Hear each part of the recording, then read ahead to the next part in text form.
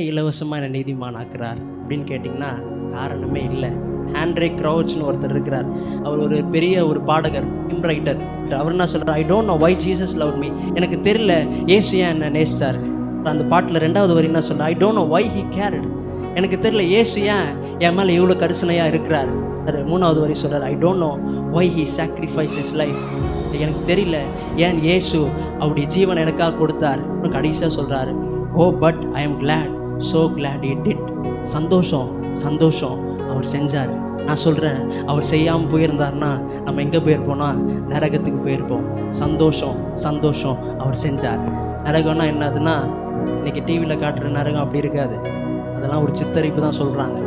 ஆனால் அதை காட்டிலும் கோடி மடங்கு பெருசாக இருக்க போது அந்த நரகத்திலிருந்து உங்களை ஆண்டவர் விடுதலையாக்கி இருக்கிறார்.